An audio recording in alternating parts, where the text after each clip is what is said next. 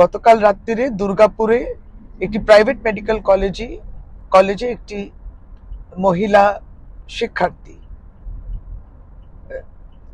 তার একটি complaint police পেয়েছে যে তার উপরে গ্যাংরেপ হয়েছে এবং পুলিশ সঙ্গে সঙ্গে ইনভেস্টিগেশন, ইনকোয়ারি সমস্তটা আরম্ভ করেছে।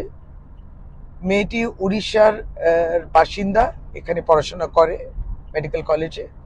তার বাবা মাও চলে এসছেন এবং তারা আস্থা প্রকাশ করেছেন রাজ্য সরকারের উপরে এবং পুলিশের এই ইনকোয়ারির উপরে। ভারতীয় জনতা পার্টি এর মধ্যেও রাজনৈতিক মন্তব্য করছে। মহিলার উপরে কোনো অপরাধ হলে রাজনৈতিক ফায়দা কিংবা রাজনৈতিক চশমা দিয়ে দেখাটা অত্যন্ত দুর্ভাগ্যপূর্ণ বিষয় এবং পুলিশের এই ইনভেস্টিগেশন চলতে দেওয়া উচিত এবং তার জন্য আমাদের অপেক্ষা করতে হবে।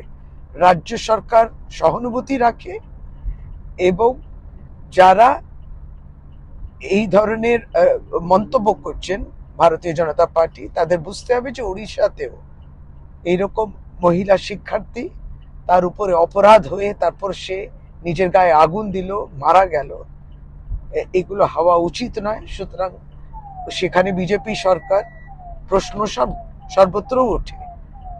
ফলে রাজনৈতিকভাবে কোনো মন্তব্য করাটা উচিত নয় এবং পুলিশ তার ইনকোয়ারি চলছে।